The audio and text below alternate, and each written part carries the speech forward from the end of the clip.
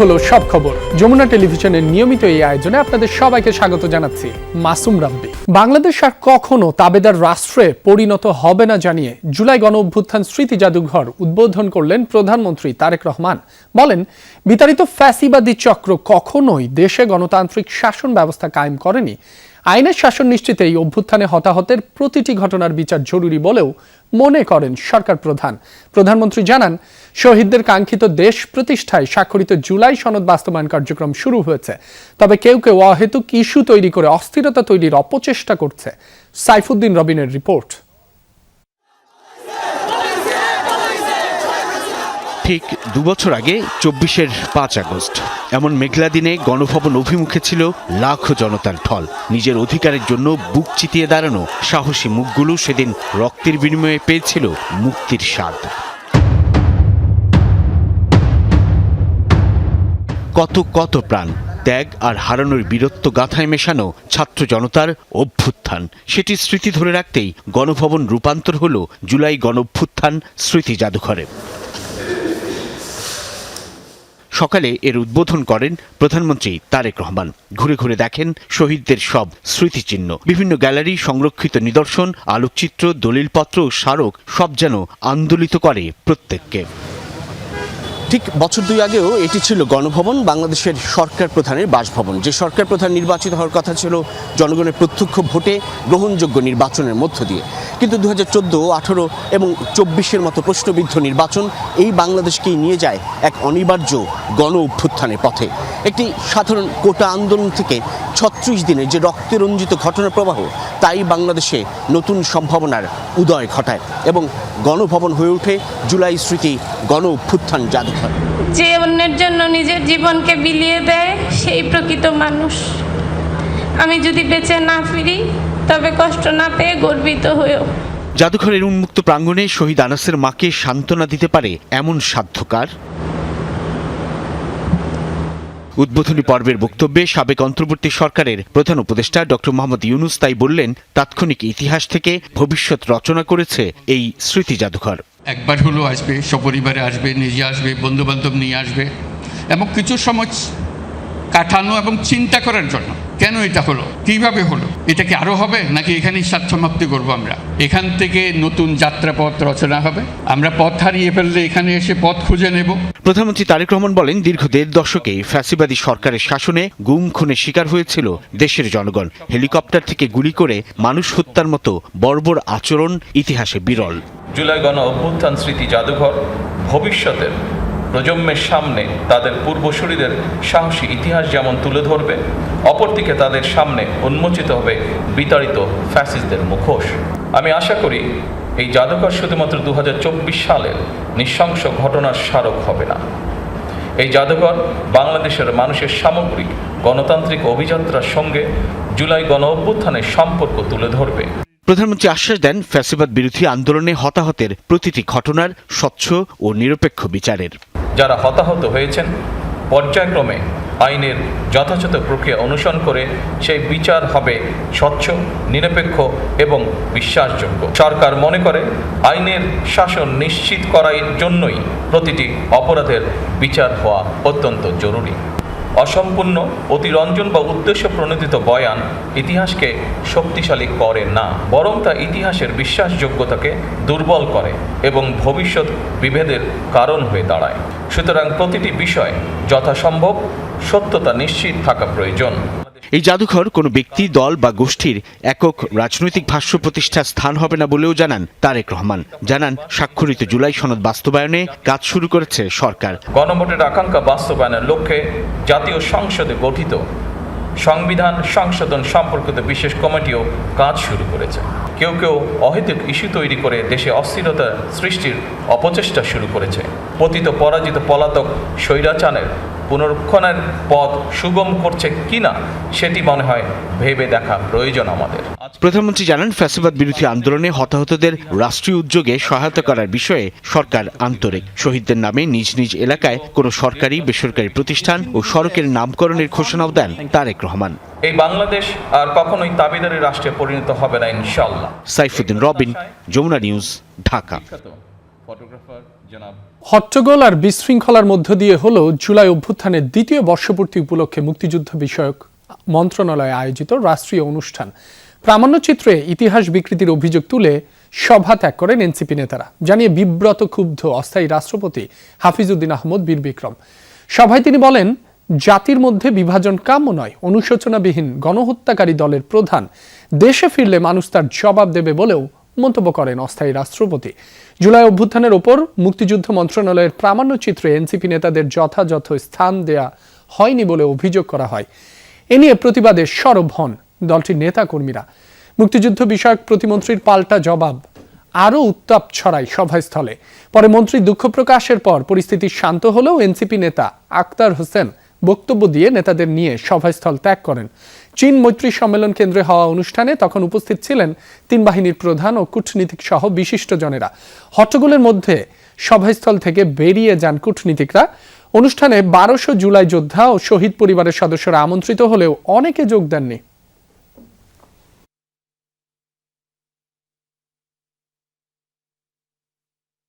এটাকে পুষে সংসদের মতো একটা ওয়াকআউট, এটি বাঞ্ছনীয় নয়। ভাই, আমরা তো জনগণের ভোট নিয়ে এখানে এসেছি, জনগণের নির্বাচিত প্রতিনিধি, আমরা হাওয়ার থেকে উড়ে এসে বসি নাই এখানে।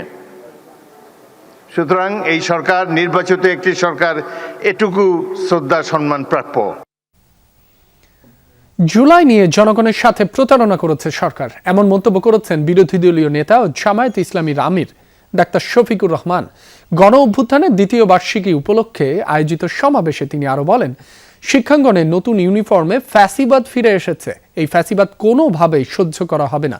জামায়াত আমির বলেন, জুলাই নিয়ে জনগণের সাথে প্রতারণা করছে সরকার, সন্ত্রাসের বিরুদ্ধে প্রতিরোধ গড়ে তোলার নির্দেশ দিয়ে জামায়াত আমির বলেন, আরও একটা আন্দোলন আসন্ন, সবাইকে লড়াইয়ের প্রস্তুতি নেওয়ার নির্দেশ দেন তিনি। এ সময় 11 দলের নেতারা বলেন, এই বাংলাদেশ আর মাথা নত করবে না। যখন পতন হবে তখন আইসা মায়া কান্না করে লাভ হবে না, তখন একটু পিছনে পড়ে যাবেন। ন্যায় বিচার চাই, মানবতার বাংলাদেশ চাই, স্বাধীনতা সার্বভৌমত্ব অক্ষুণ্ণ থাকুক, বিদেশিদের হাত থেকে বাংলাদেশ মুক্ত থাকুক। কার সাথে আঘাত করে জাতির এই দাবিগুলোকে উপেক্ষা করা হচ্ছে আমরা জানতে চাই। এর জবাব প্রধানমন্ত্রীকে দিতে হবে, কারণ এর আগে নির্বাচনের আগে তিনিও তো এই দাবিগুলো করেছিলেন। জুলাই গণ অভ্যুত্থান দিবস উপলক্ষে দেশ জুড়ে নানা কর্মসূচি পালিত হয়েছে। বিভিন্ন জেলায় আলোচনা সভা, র্যালির পাশাপাশি জুলাই আন্দোলনে শহীদ ও আহত পরিবারের সংবর্ধনা দেওয়া হয়। পরিবারের সদস্য ও আহতরা বলেন, শহীদদের আত্মত্যাগের বিনিময়ে অর্জিত নতুন বাংলাদেশ বৈষম্যমুক্ত হবে, এটাই তাদের প্রত্যাশা। জুলাই চেতনাকে ধারণ করে বৈষম্যহীন দেশ গঠনে সবাইকে ঐক্যবদ্ধ হওয়ার আহ্বান জানান বক্তারা। এদিকে দিবসটি উপলক্ষে বরিশালের আমতলা মোড়ে জুলাই শহীদ স্মৃতিস্তম্ভে ফুলেল শ্রদ্ধা নিবেদন করেন তথ্য ও সম্প্রচার মন্ত্রী। বলেন, যে শহীদদের রক্তের বিনিময়ে ফ্যাসিবাদকে হটানো হয়েছে, সেই শহীদের রক্তের মর্যাদা প্রতিষ্ঠা করার জন্য প্রতিজ্ঞাবদ্ধ বিএনপি। রক্তের মর্যাদা প্রতিষ্ঠা করার জন্য দেশের অর্জিত গণতন্ত্রকে আমরা প্রাতিষ্ঠানিক রূপ দেওয়ার জন্য দৃঢ় প্রতিজ্ঞ থাকব। প্রতিটি সংস্কার প্রস্তাব যেটা প্রয়োজন সেটা সংবিধান সংস্কারের মাধ্যমে অবশ্যই, সংশোধনের মাধ্যমে অবশ্যই তারা গ্রহণ করবে। ভারত সরকারের অনুমতিতে বুধবার সন্ধ্যায় নয়াদিল্লিতে পলাতক ও দণ্ডপ্রাপ্ত গণহত্যাকারী শেখ হাসিনা গণমাধ্যমের সঙ্গে সরাসরি মতবিনিময় করেছেন এবং সেখানে তিনি ও তার সহযোগীরা বাংলাদেশ রাষ্ট্র ও বাংলাদেশের জনগণের বিরুদ্ধে বিষোদ্গারমূলক বক্তব্য দিয়েছেন। এ ঘটনায় বাংলাদেশ গভীর ক্ষোভ প্রকাশ করছে। পররাষ্ট্র মন্ত্রণালয়ের এক বিবৃতিতে বলা হয়েছে, এ ধরনের আয়োজনের সম্ভাব্য প্রভাব দ্বিপাক্ষিক সম্পর্ক পুনর্গঠন প্রক্রিয়ায় কী ধরনের নেতিবাচক প্রতিক্রিয়া সৃষ্টি করতে পারে সে বিষয়ে ভারত সরকারকে আগেই জানানো হয়েছিল। তবু অনুষ্ঠানটি আয়োজনের অনুমতি দেওয়া হয়েছে। আরও বলা হয়েছে, দণ্ডপ্রাপ্ত গণহত্যাকারী শেখ হাসিনা ও তার মাফিয়া চক্রের বাংলাদেশের রাজনীতিতে আর কোনো স্থান নেই এবং ভবিষ্যতেও থাকবে না।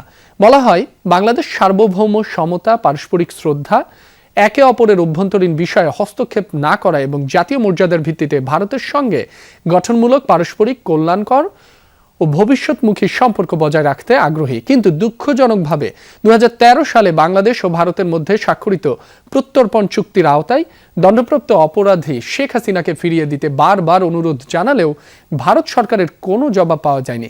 বরং তাকে যে কোনো অজুহাতে প্রকাশ্যে গণমাধ্যমের সঙ্গে কথা বলার সুযোগ দেয়ায় বাংলাদেশের জনগণের অনুভূতিতে গভীর আঘাত হানা হয়েছে, যা বাংলাদেশ ভারতের সৌহার্দ্যপূর্ণ দ্বিপাক্ষিক সম্পর্ক বিকাশের জন্য ক্ষতিকর। সকল গণতান্ত্রিক শক্তিকে ফ্যাসিবাদ, উগ্রবাদ, চরমপন্থার বিরুদ্ধে ঐক্যবদ্ধভাবে প্রতিরোধ গড়ে তোলার আহ্বান জানিয়েছেন অস্থায়ী রাষ্ট্রপতি হাফিজউদ্দিন আহমদ বীর বিক্রম। তিনি বলেন, কোনো ব্যক্তি বা দল নয়, রাষ্ট্র পরিচালনার সর্বোচ্চ মানদণ্ড হবে জনগণের স্বার্থ। জুলাই অভ্যুত্থান দিবস উপলক্ষে আয়োজিত রচনা ও চিত্রাঙ্কন প্রতিযোগিতার পুরস্কার বিতরণী ও আলোচনা সভায় এসব কথা বলেন হাফিজউদ্দিন আহমদ। জাতীয় সংসদে অনুষ্ঠিত অনুষ্ঠানে বিরোধী দলীয় নেতা ডাক্তার শফিকুর রহমান, বিরোধী দলীয় চিফ হুইপ নাহিদ ইসলাম সহ সংসদ সদস্য ও জুলাই যোদ্ধারা অংশ নেন। অস্থায়ী রাষ্ট্রপতি বলেন, বর্তমান সংসদের প্রধান দায়িত্ব জুলাই অভ্যুত্থানে যারা জীবন দিয়েছেন, ক্ষতিগ্রস্ত হয়েছেন, তাদের প্রতি সুবিচার করা, গৌরবময় জুলাইকে ধারণ করার আহ্বান জানান তিনি।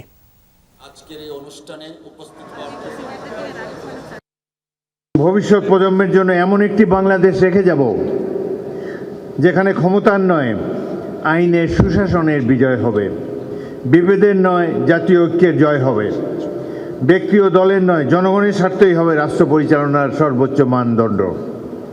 সকল গণতান্ত্রিক শক্তিকে ফ্যাসিবাদ, চরমপন্থা ও উগ্রবাদের বিরুদ্ধে ঐক্যবদ্ধভাবে প্রতিরোধ গড়ে তুলতে হবে। জুলাই অভ্যুত্থান দিবসে রাজধানী জুড়ে ছিল বিভিন্ন কনসার্টের আয়োজন। শিল্পকলা একাডেমির আয়োজনে সংস্কৃতি মন্ত্রণালয়ের পৃষ্ঠপোষকতায় সোহরাওয়ার্দী উদ্যানে আয়োজন করা হয় কনসার্ট ফর ডেমোক্রেসি। সবার জন্য উন্মুক্ত এই কনসার্টে সঙ্গীত পরিবেশন করেন লালন, মাইলস, ওয়ারফেজ সহ বিভিন্ন ব্যান্ড।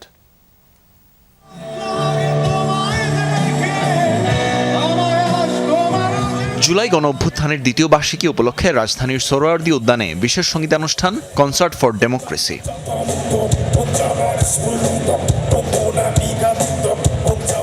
সংস্কৃতি মন্ত্রণালয় ও ব্যান্ডস মিউজিক অ্যাসোসিয়েশন অফ বাংলাদেশের যৌথ উদ্যোগে এ কনসার্টে অংশ নেয় 7টি জনপ্রিয় ব্যান্ড।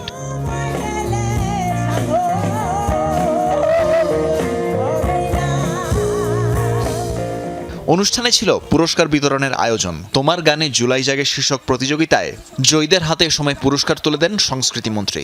প্রিয় কিছু ব্যান্ড লালন, হাইওয়ে, মাইলস এগুলো যেহেতু আসছে এই কারণে আসছে আর একটু সমস্যা হচ্ছিল, তারপরে এখন আমরা গানগুলো অবশ্য উপভোগ করছি, অনেক মজাও হয়েছে, ভালো লাগলো। ভালো, অনেক স্পিকার, খুবই আনন্দজনক, আমরা খুব এনজয় করছি এই প্রোগ্রামটা। বৃষ্টির কারণে শুরুতে সঙ্গীত পিপাসুদের সমাগম কম হলেও পরে তা ধীরে ধীরে বাড়তে থাকে। তানভীর মৌসুম, যমুনা নিউজ, ঢাকা। জুলাই গণ অভ্যুত্থান দিবসে অনুষ্ঠিত হয় বর্ষা বিপ্লবের গান শীর্ষক কনসার্ট। রাজধানীর মানিক মিয়া এভিনিউয়ে এই কনসার্টের আয়োজন করে মনসুন কালচারাল অ্যালায়েন্স। এতে জনপ্রিয় সব শিল্পী ও ব্যান্ড দল সঙ্গীত পরিবেশন করে। এই আয়োজনে কাঙ্ক্ষিত বাংলাদেশ গড়ে তোলার প্রত্যয় ব্যক্ত করেন এনসিপির নেতারা। বলেন, জুলাই প্রশ্নে রাজনৈতিক দলগুলোর ঐক্য রয়েছে।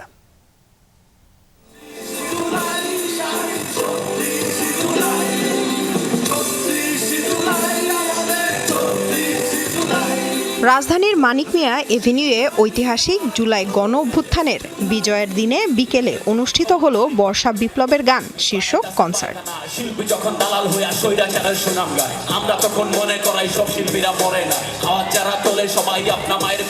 বৃষ্টিস্নাত দুপুরে শুরু হয় বর্ষা বিপ্লবের গান শীর্ষক কনসার্ট। বিজয়ের দিনে এমন আয়োজনে খুশি সাধারণ মানুষ।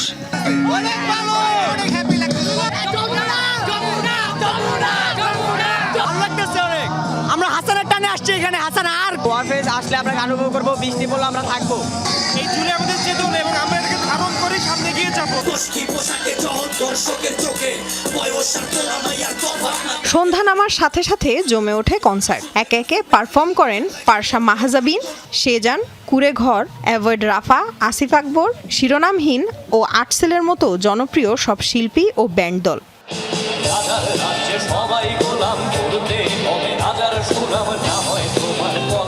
এরপর একে একে মঞ্চে ওঠেন ভারপ্রাপ্ত স্পিকার কায়সার কামাল, এছাড়াও এনসিপির আহ্বায়ক ও বিরোধী দলীয় চিফ হুইপ নাহিদ ইসলাম সহ দলটির নেতারা।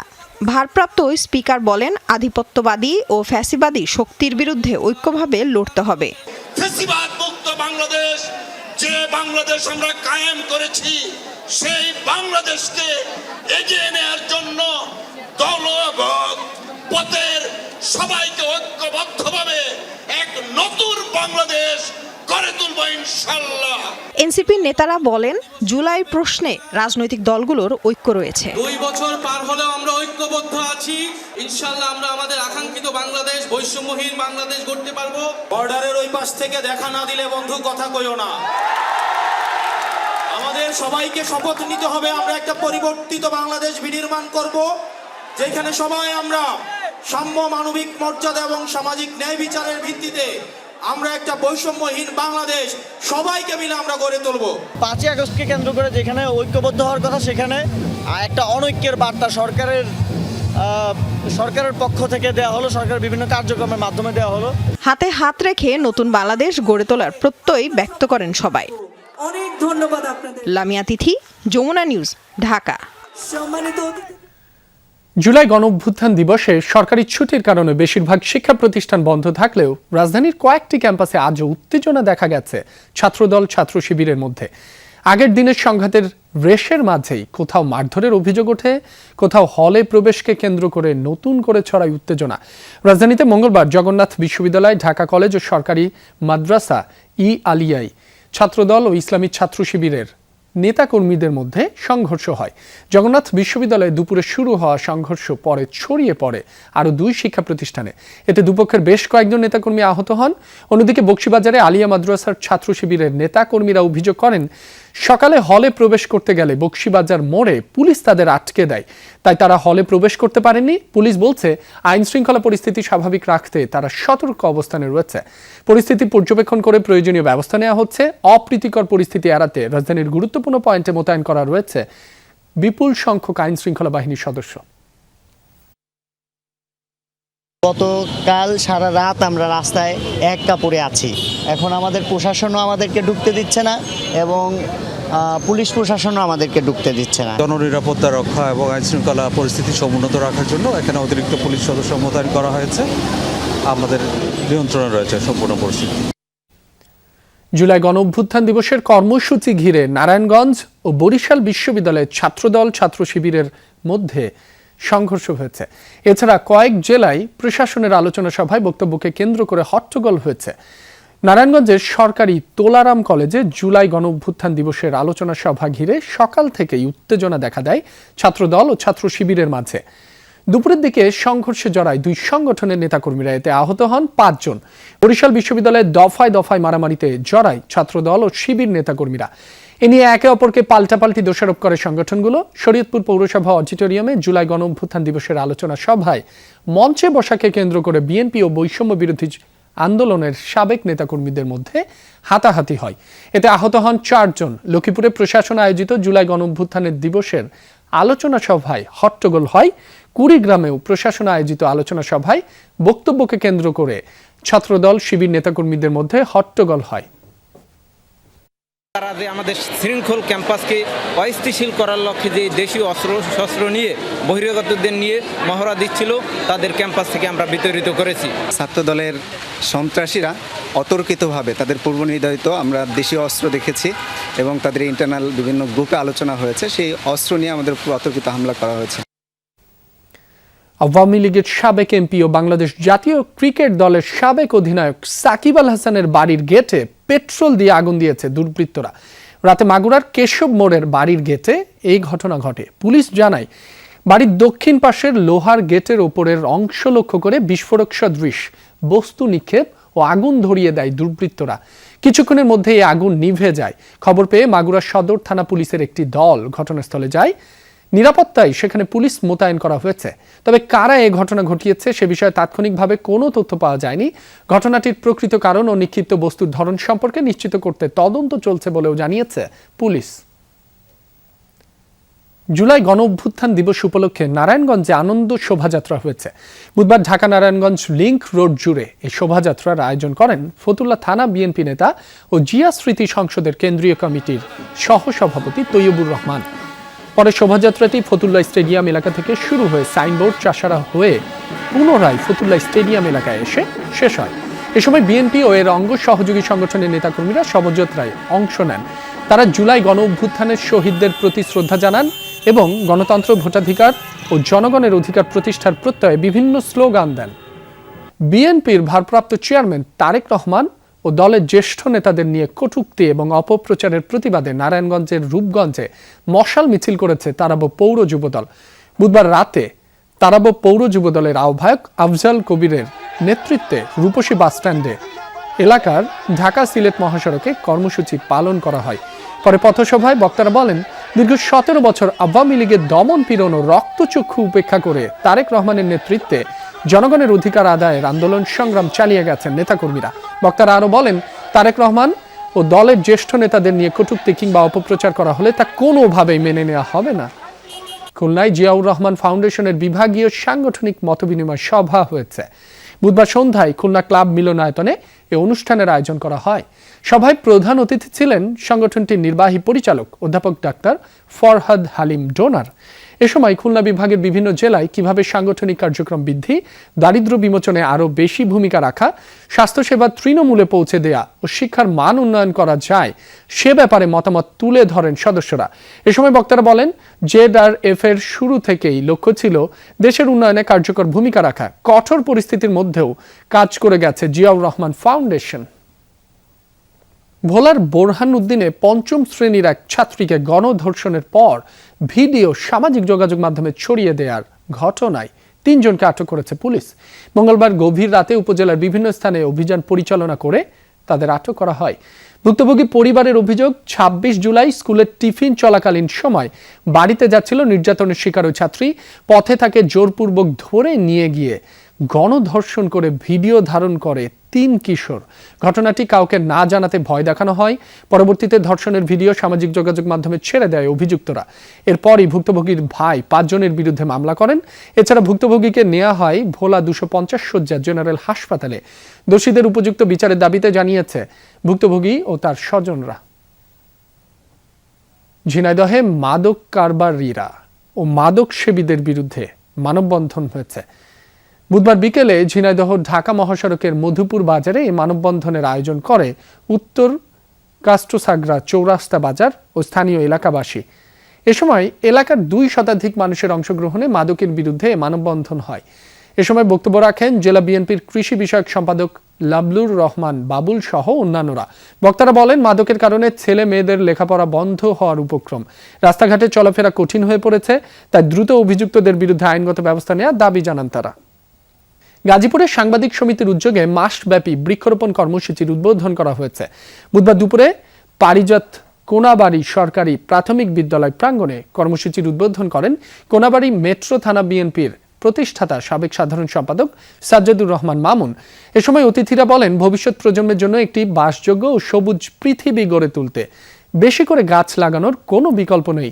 শুধু চারা রোপণ করলেই হবে না, সেগুলো যথাযথ পরিচর্যার দায়িত্ব সবাইকে নিতে হবে। পরে বিদ্যালয়, মসজিদ ও কবরস্থানের পাশে ফলদ, বনজ ও ঔষধি গাছের চারা রোপণ করা হয়। দর্শক, এই ছিল সব খবরের আয়োজনে। এতক্ষণ যারা সাথে ছিলেন সবাইকে ধন্যবাদ।